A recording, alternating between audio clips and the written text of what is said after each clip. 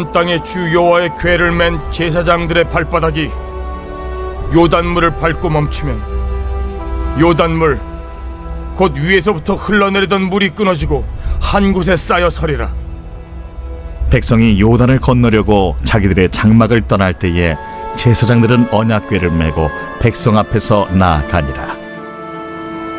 요단이 곡식 거두는 시기에는 항상 언덕에 넘치더라. 궤를 맨 자들이 요단에 이르며 궤를 맨 제사장들의 발이 물가에 잠기자 곧 위에서부터 흘러내리던 물이 그쳐서 사르단에 가까운 매우 멀리 있는 아담 성읍 변두리에 일어나 한 곳에 쌓이고 아라바의 바다 염해로 향하여 흘러가는 물은 온전히 끊어지며 백성이 여리고 앞으로 바로 건널세. 여호와의 언약궤를 맨 제사장들은 요단 가운데 마른 땅에 굳게 섰고 그 모든 백성이 요단을 건너기를 마칠 때까지 모든 이스라엘은 그 마른 땅으로 건너갔더라.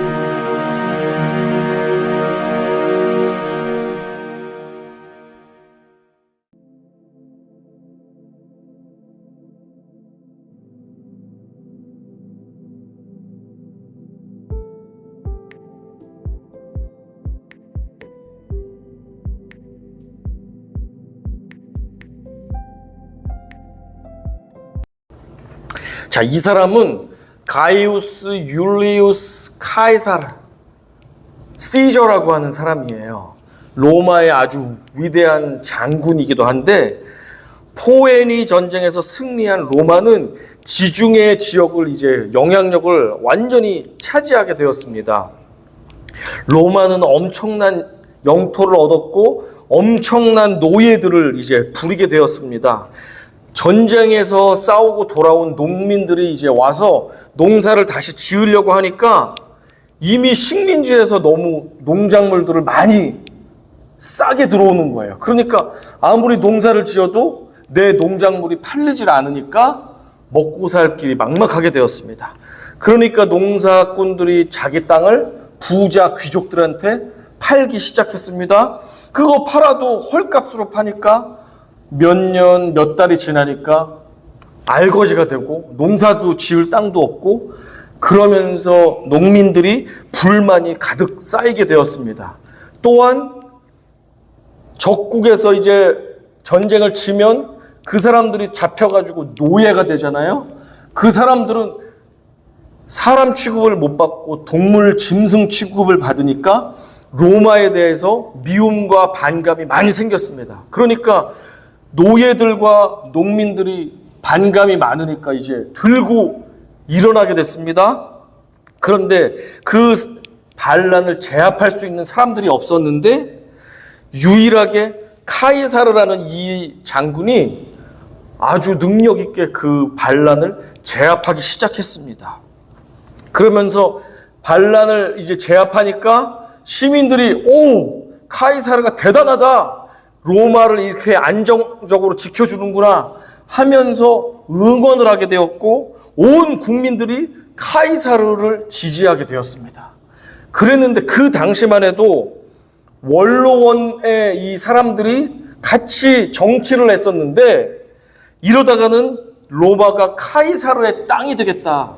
저 사람이 왕이 되겠다, 황제가 되겠다 싶으니까 견제를 하게 되었습니다. 그래서 원로원에 있는 사람들이 견제를 하는 방법이 뭐냐면 폼페이우스라는 라이벌이 있었는데 폼페이우스에게 작당 모의를 해가지고 이 카이사르가 로마에 반역을 하는 나쁜 놈이다 라고 거짓 뉴스를 퍼뜨리게 하였습니다.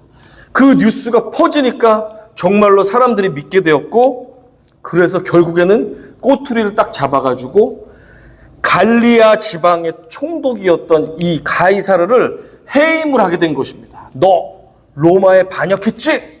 하면서 해임을 하니까 어떻게 됩니까? 너무 화가 났잖아요.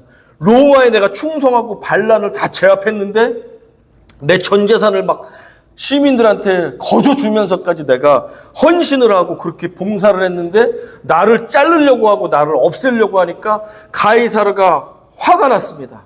그래서 자신의 군대인 갈리아 지방에 있는 군사들을 이끌고 저 위에 갈리아 지방에서 저 강을 건너면 로마 땅이 되는데 저 강 이름이 루비콘 강이에요. 루비콘 리버 아시죠?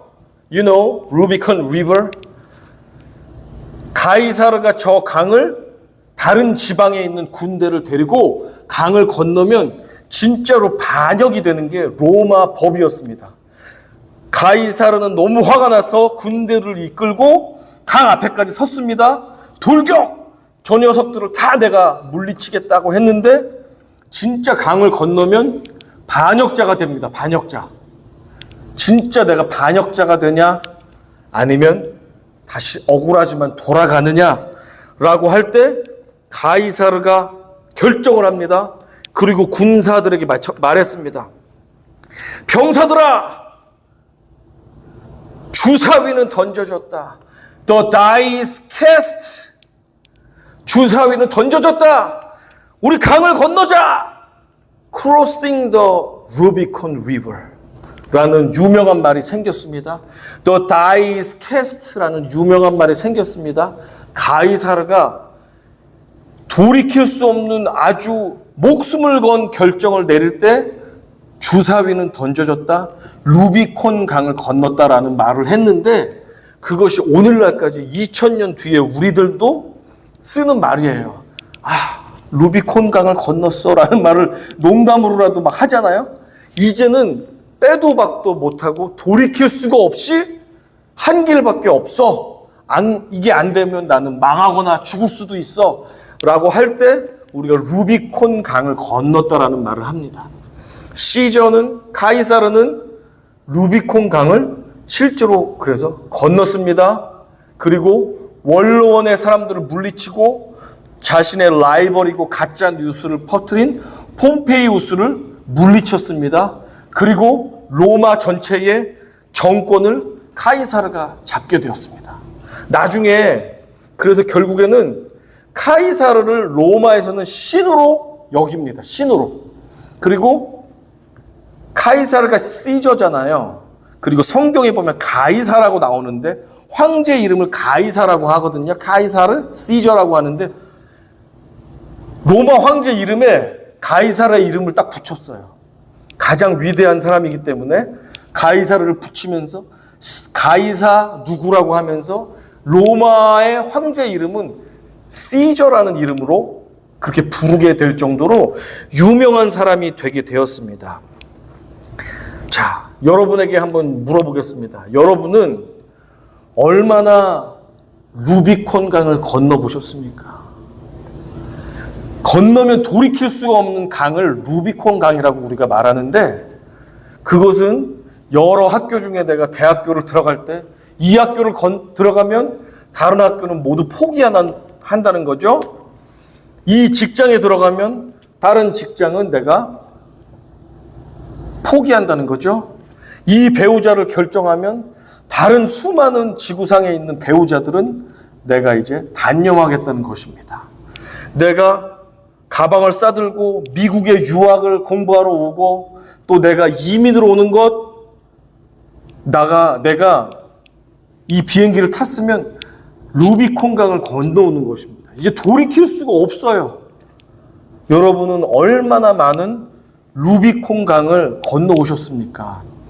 저와 여러분은 몇 번에 걸쳐서 루비콘 강을 건너오셨을 것입니다. 그리고 이 세상의 즐거움과 기쁨을 다 버리고 예수 그리스도에게 갔을 때도 우리는 루비콘이라는 강을 건너야지만 세상을 포기해야지 예수 그리스도의 구원을 우리가 가질 수가 있기 때문에 예수님을 영접한다는 것도 루비콘 강을 건너야지만 가능합니다.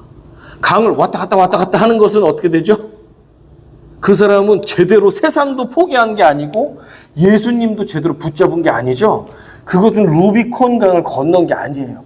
왔다 갔다 바른 한쪽은 갈리아 지방에 놓고 바른 한쪽은 로마에 놓고 루비콘 강 건넌 거예요? 분리하면 싹 발을 빼서 여기로 오고 분리하면 이렇게 오고 이것은 루비콘 강을 건넌 것이 아닙니다. 지난 시간 말씀을 기억해 보면 이렇습니다.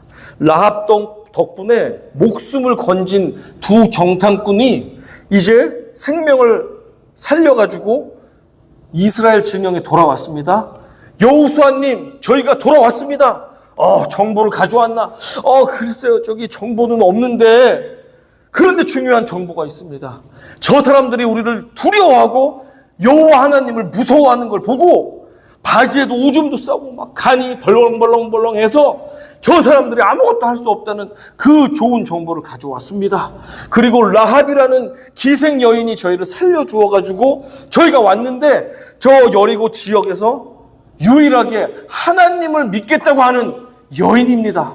그래서 그 여인이 우리를 살려주었기 때문에 우리가 살아왔습니다. 그래서 우리가 하나님의 이름으로 심판의 날에 저 여인과 가족들을 살려주기로 했습니다. 여호수아님, 저희 잘했죠? 이렇게 말했을지 모르겠습니다. 알겠다 하고 이제 이스라엘 백성들이 준비가 됐습니다. 물가에서 좀 멀리 있었어요. 10몇 킬로 정도 멀리 있었는데 물가로 출발을 하게 됩니다. 자, 1절 같이 읽어보겠습니다. 시작. 또 여호수아가 아침에 일찍이 일어나서 그와 모든 이스라엘 자손들과 더불어 시딤에서 떠나 요단에 이르러 건너가기 전에 거기서 유숙하니라. 지도를 보면서 설명드리겠습니다. 자, 이 오른쪽은 요단강을 중심으로 가나안이 아니에요. 오른쪽은 시딤이라는 곳에서 이스라엘의 200만 명 이상이 정착하고 있다가 정탐꾼이 돌아와서 보고를 듣고 이제 출발을 하게 됐습니다. 그래서 강가까지 200만이 넘는 사람들이 이동을 하게 되었습니다. 얼마나 그 인구가 많았을까요? 200만이 걸어갔으면 어때요? 멀리서 보면 저 땅이 구름이 막 부글부글 하면서 막 이동을 했겠죠? 하루 종일 흙먼지가 없어지지를 않았을 거예요. 그렇게 며칠을 이동을 해가지고 강가까지 이동을 했습니다. 3절 같이 읽어보겠습니다. 3절 시작. 백성에게 명령하여 이르되 너희는 레위 사람 제사장들이 너희 하나님 여호와의 언약궤 매는 것을 보거든 너희가 있는 곳을 떠나 그 뒤를 따르라. 자, 맨 처음에 장군이 앞장서 가는 것이 아니라 하나님의 언약궤를 맨 레위인 출신의 제사장들이 맨 앞에 서서 앞 선두로 가라. 그렇게 말씀하고 있습니다. 언약궤가 뭐예요? 자, 언약궤가 뭐예요? 자, 언약궤는 언약궤 안에 뭐가 들어 있습니까? 10계명, 그리고 아론의 쌍난 지팡이, 그리고 만나를 담은 항아리가 들어 있어요. 그래서 이 10계명은 하나님의 말씀을 아주 상징하죠. 말씀 그 자체가 10계명입니다. 그죠? 그리고 이 죽은 나무에서 지팡이에서 싸게 났어. 기적, 하나님의 능력을 나타내죠. 이 만나 항아리, 만나가 어디서 생긴 거예요? 아무것도 없는데 하나님이 주신 거잖아요. 기적과 능력을 상징합니다. 그러니까 언약궤는 하나님의 말씀과 기적이 들어있는 하나님이 보이지 않기 때문에 내가 안 보이니까 너희들이 날 잘 못 믿는 것 같아. 내가 아예 너희들 가운데 와서 살게 하면서 하나님이 아예 몸을 접어가지고 그 상자 안에 들어오신 그 임재의 장소가 바로 언약궤입니다. 그러니까 언약궤는 곧 하나님이 계신 곳, 하나님이 그냥 하나님이 바로 언약궤나 마찬가지예요. 하나님이 여기에 있으면 하나님은 어디나 계시지만 굳이 따지자면 언약궤 안에 오셨어요. 하나님이 굳이 따지자면. 그래서 하나님이 언약궤 가운데 오셨고 이 모든 200만의 인원이 이동을 하고 가는데 맨 앞에 그러니까 누가 가신다는 거예요? 하나님이 가시겠다는 거죠. 하나님이 갈 테니까 모두 나를 따라와. 내가 이 강을 뚫고 가나안 땅으로 갈 테니까 나를 따라와 라고 한 게 바로 이 장면입니다. 언약궤를 맨 제사장들, 원래는 언약궤는 레위인 중에서도 고핫 지파라는 지파가 매게 되어 있어요. 그리고 언약궤는 지극히 거룩하기 때문에 어떻게 보면 뉴클리어와 비슷해서 손에 닿으면은 막 우리가 타서 견딜 수가 없이 될 수가 없어요. 죽어. 너무 거룩해서. 그래서 제사장들이나 레위인들이 이동을 할 때도 이 길다란 막대기 같은 채를 끼워가지고 옛날에 가마를 옮기듯이 그렇게 그 언약궤를 옮겼습니다. 손을 대면 죽어요. 너무나도 거룩하기 때문에 죄인이 손을 댈 수가 없어요. 그래서 거리를 두고 이렇게 운반을 해야 될 정도로 그렇게 거룩한 것이 없습니다. 성경에 보니까 그 거리를 내가 간 다음에 사람들이 2000 규빗을 거리를 두고 그 다음에 따라라. 내가 지극히 거룩하고 그러니 가까이 오면 어떻게 될지 모른다. 거리를 두고 와라. 라고 명령을 하셨습니다. 1규빗이 길이가 얼마나 했냐면은 손끝에서부터 팔꿈치까지. 그래서 이것을 센티미터로 하면 45cm라고 얘기하거든요. 제가 인치는 잘 모르겠는데 여기서부터 여기까지가 1규빗이에요. 그래서 2000 규빗 하면 900m고 1000 yard가 2000 규빗입니다.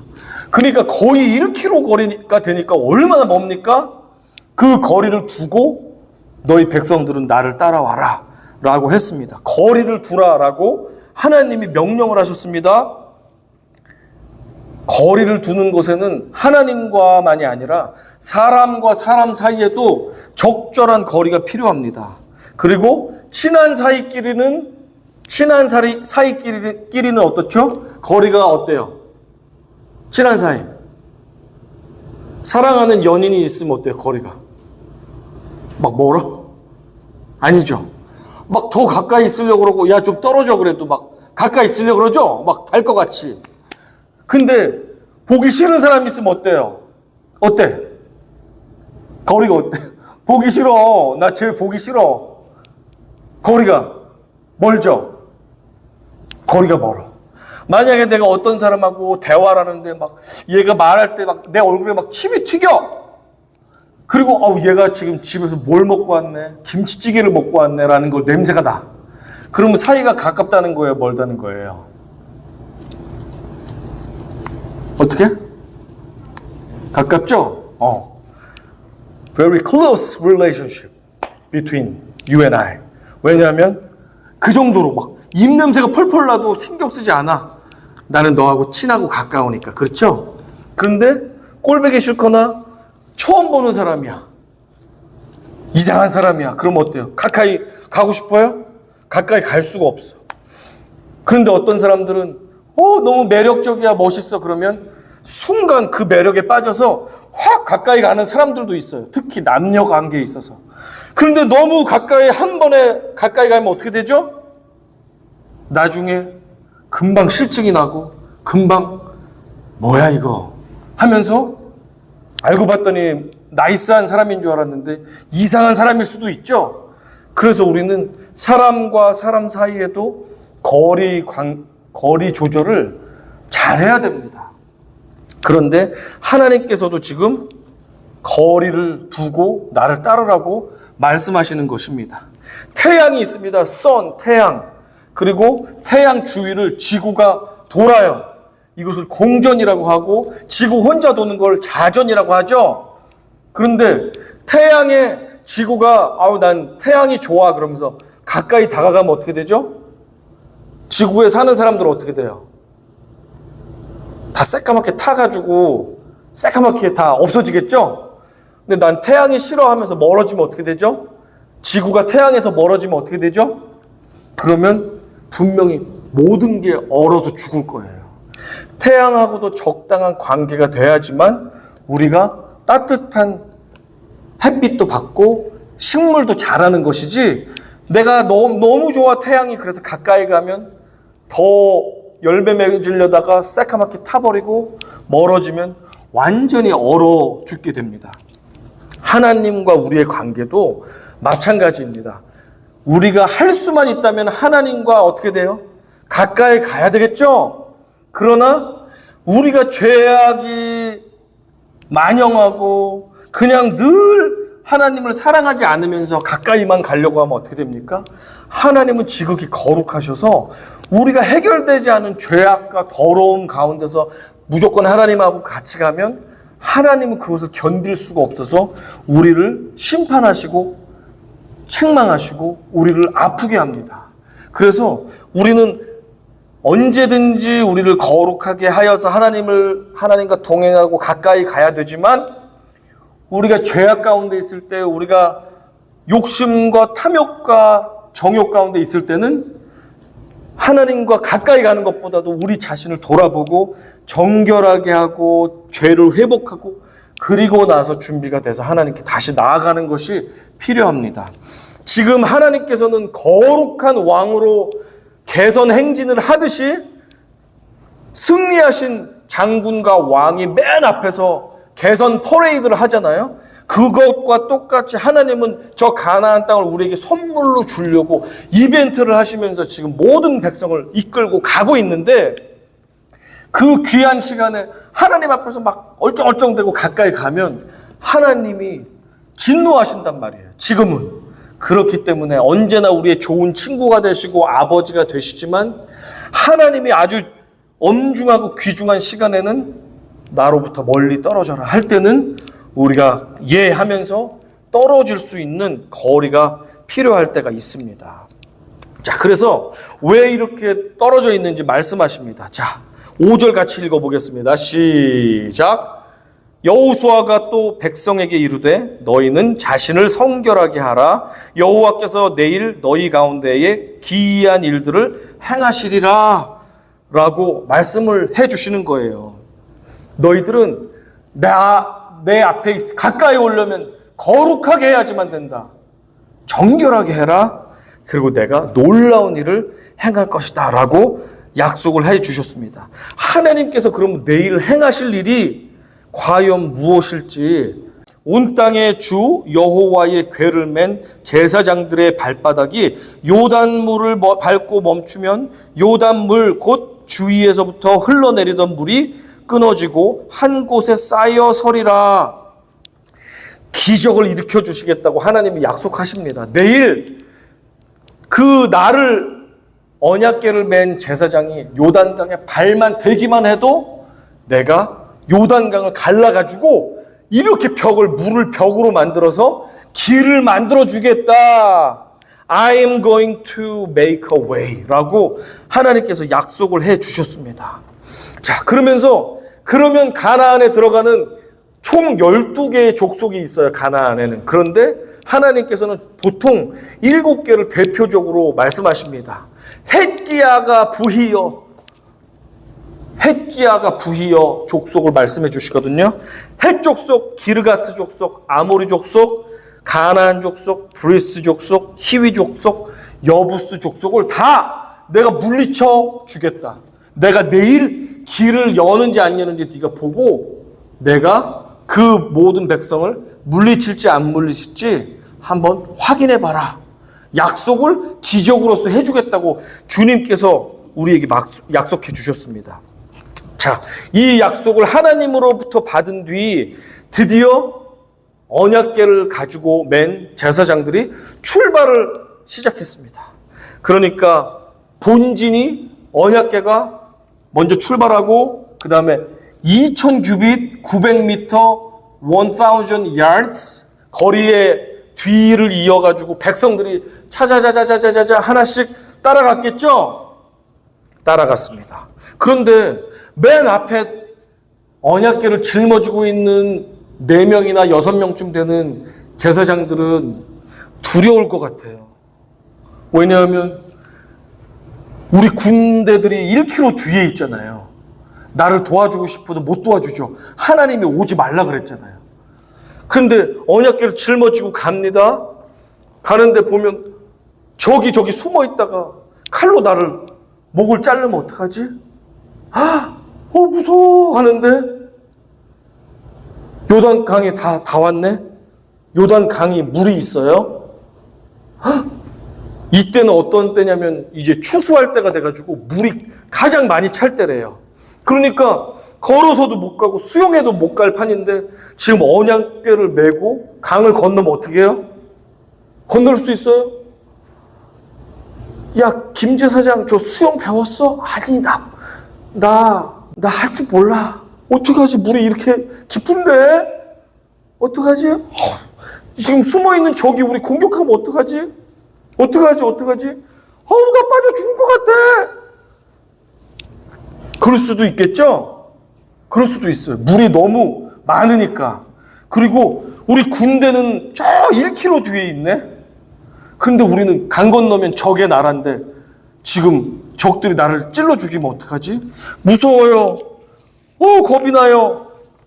하고 있습니다. 이 시기가 언제인지 한번 15절 확인해 보겠습니다. 15절 시작.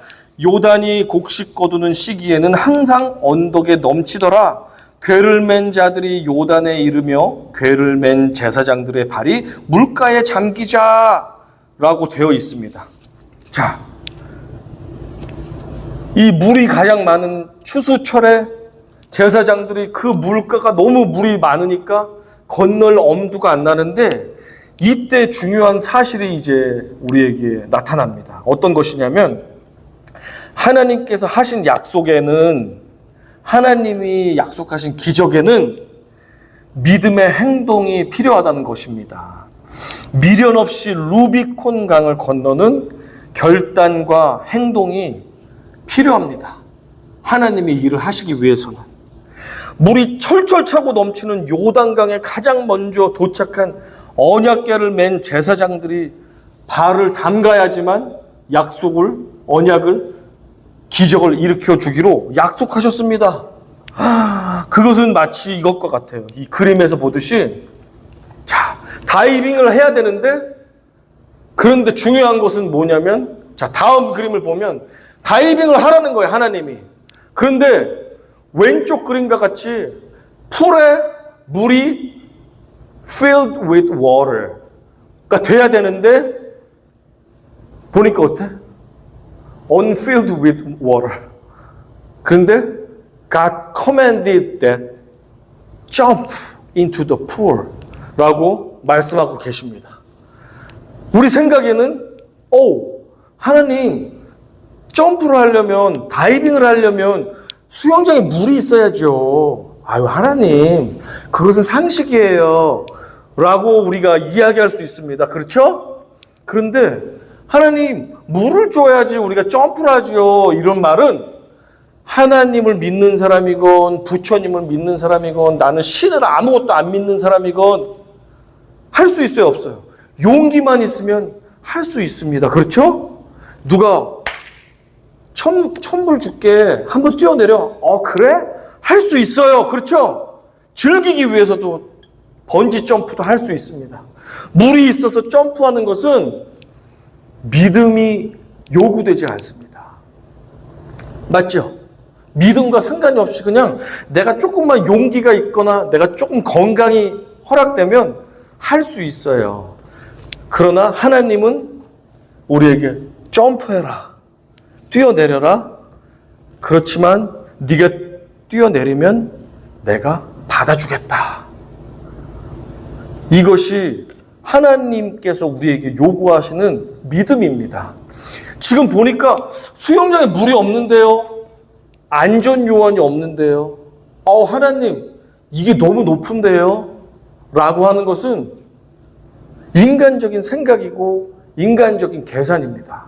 그런데 하나님은 우리에게 비록 길이 보이지 않고, 비록 너를 돕는 사람이 없고, 비록 내가 지금 해야 될 일이 너무나도 너의 능력보다 더 어려워 보이지만 네가 여기서 다이빙을 하면 내가 받아주겠다. 하나님은 그렇게 약속합니다. 여기에는 믿음이 필요하고, 믿음이 있는 사람은 뛰어내릴 것이고, 믿음이 있는 사람은 하나님이 받아주시는 기적을 경험합니다. 아멘? 그런데 하나님 끝까지 저는 못하겠어요. 물이 없으면 한 걸음도 저는 나아갈 수가 없습니다. 라고 하는 사람은 안타깝지만 적당하게 살 수는 있지만 하나님이 약속하신 기적을 맛볼 수는 없습니다. 제가 알고 믿기로는 여기에 있는 여러분들께서 하나님께서 상황이 여의치 않음에도 불구하고 도전해라, 뛰어들어라 라고 해서 여기까지 뛰어오신 분들이 계신 줄로 믿습니다. 그분들은 하나님께서 받아주시는 기적을 체험한 분들입니다. 그러나 아직 그 기적을 체험하지 못했다면 하나님께서 살아계신다고 믿으면서 하나님이 정말로 우리에게 원하신다면 도전할 수 있는 믿음이 있을 때 하나님은 새 일을 여러분에게 행하실 것입니다. 그런데 여기서 중요한 사실이 또 있어요. 무엇이냐면 하나님은 우리에게 뛰어내리라고 명령하신 적이 없어요. 그런데 하나님 제가 뛰어내릴게요 하고서 물이 없는데 뛰어내렸어요. 그럼 어떻게 되죠? 이 사람 머리통은 어떻게 되죠? 머리가 어디 갔지? 저기 있네. 어디 있지? 하나님이 하라고 안 했는데 내 마음대로 하나님이 이거 좋아하시겠지 하면서 뛰어내려. 베드로야 무리를 걸어라 했는데 나한테는 무리를 걸으라 안 했는데 혼자 막 걸어. 저요. 주님 제 믿음 보여드릴게요 하면서 나보고 시키질 않은 것을 무리를 막 걷다가 물에 빠졌어. 그리고서 하나님을 원망해. 그러면 그건 누구 잘못이에요? 내 잘못이죠. 그러나 하나님이 분명히 지금 이 자리에서 네가 뛰어내려라 내가 받아주겠다라고 확실하게 우리에게 말씀하셨다면 아멘으로 순종하며 우리의 믿음을 보일 때 하나님의 역사가 일어난다는 사실입니다. 여기 한번 같이 읽어보겠습니다. 시작. 믿음은 마치 물이 없는 수영장 위에서 다이빙하는 것과도 같은 것이다. 아시겠죠, 여러분? 하나님이 명령하실 때 단 전제 조건은 하나님이 우리에게 틀림없이 말씀하실 때 사실 물이 없다 할지라도 하나님이 100%, 200% 확실하게 우리에게 원하신다면 그것은 하나님이 그 결과를 책임진다는 것이죠. 그 루비콘 강을 건널 때 하나님의 역사는 일어난다는 것입니다. 그래서 우리가 늘 하나님과 친밀하게 동행하다 보면 하나님께서 이것을 해라, 이것을 하지 말라라는 영적인 그리고 양심의 심령의 말씀을 주실 때가 있는데 그것에 인간의 생각과 다른 것을 하나님께서 말씀하신다 할지라도 기꺼이 우리가 순종할 때 이해는 되지 않지만 하나님의 일은 시작된다는 사실을 기억하시기 바랍니다. 주사위는 던져졌습니다. 루비콘 강을 건너십시오. 그럴 때 하나님의 역사가 시작됩니다. 16절, 17절 같이 읽어보겠습니다. 시작. 곧 위에서부터 흘러내리던 물이 그쳐서 사르단에 가까운 매우 멀리 있는 아담성을 변두리에 일어나 한 곳에 쌓이고 아라바의 바다 여매로 향하여 흘러가는 물은 온전히 끊어지매 백성이 여리고 앞에서 앞으로 바다로 건널새 여호와의 언약궤를 맨 제사장들은 요단 가운데 마른 땅에 굳게 섰고 그 모든 백성이 요단을 건너기를 마칠 때까지 모든 이스라엘은 그 마른 땅으로 건너갔더라. 하나님께서 제사장을 통해서 믿음의 발걸음, 무서워하지만 그래 하나님이 하신다고 했으니까 나는 믿어 하고 발걸음을 내디딘 순간 물이 쭉 갈라지면서 벽이 되면서 길이 났습니다. 그리고 제사장들은 모든 백성들이 건널 때까지 그 물 요단강 가운데서 기다리고 있어요. 그러면 하나님이 사실은 물길을 막아서 못 나오게 하시는 거죠. 그리고 백성들이 다 건넌 다음에 제사장들이 마지막으로 건너면서 요단강은 다시 강이 되었습니다. 이러한 강이 길이 되는 역사가 믿음의 실현을 행하는 우리에게 일어날 줄로 믿습니다. 자, 마태복음 17장에서 예수님이 이렇게 말씀하셨습니다. 이르시되 너희 믿음이 작은 까닭이니라 진실로 너희에게 이르노니 만일 너희에게 믿음이 겨자씨 한 알만큼만 있어도 이 산을 명하여 저기로 여기로 저기로 옮겨지라 하면 옮겨질 것이요 또 너희가 못할 것이 없으리라 라고 예수님이 우리에게 말씀하셨어요. 겨자씨만큼 작은 진짜 믿음이 있다면 너희가 원하는 대로 그 일이 일어날 것이다 라고 약속해 주셨습니다. 이러한 일이 성경에 딱 2번 있었는데 첫 번째는 출애굽할 때 홍해가 갈라지는 그때가 첫 번째입니다. 그때는 이스라엘 백성들에게 믿음을 요구하지 않았습니다. 왜냐하면 이스라엘 백성들은 다 영적으로 어린 아이들이었어요. 예배도 제대로 드릴 수 없었고 노예 생활에 지쳐 있었고 하나님이 기적적으로 그 백성들을 탈출시키느라 바빴기 때문에 이스라엘 백성들 가운데 믿음 있는 사람들이 없었습니다. 그래서 믿음을 요구하시질 않았습니다. 그런데 지금은 그로부터 40년이 지났습니다. 하나님은 이제 우리에게 어린아이와 같은 믿음을 뛰어넘는 너희의 믿음을 보이라고 말씀하십니다. 너희의 믿음을 이제는 보여라. 예전에는 네가 응가를 하면 기저귀를 갈아주고 네가 배고프다고 울면 젖을 물려주고 젖병을 물려주면서 아프면 밤에 재워주고 토닥여주면서 그렇게 너의 모든 것을 조건 없이 해주었지만 이제는 너희가 신앙생활한 지 오래되지 않았니? 너희의 믿음을 보여라. 그러면 내가 내 새로운 일을 행하겠다라고 이제는 하나님께서 요구하십니다. 그래서 제사장들이 믿음의 행위를 하였습니다. 발에 먼저 요단강에 발을 뻗어서 발에 담그었습니다. 그리고 나서 하나님은 일하시기 시작하셨습니다. 주님이 이제 우리에게 우리의 믿음을 보이기를 원하십니다. 여러분이 지금 있는 직장에서 또 학교에서 가정에서 우리 교회에서 또 인생의 여러 가지 고민 앞에서 여러분 이제는 하나님께서 어린아이와 같이 배고픔 주세요 라는 단계가 지난 저와 우리들에게 이제는 네가 나를 믿느냐? 내가 새 일을 행할 것을 믿느냐? 그렇다면 너의 믿음이 있음을 보여라.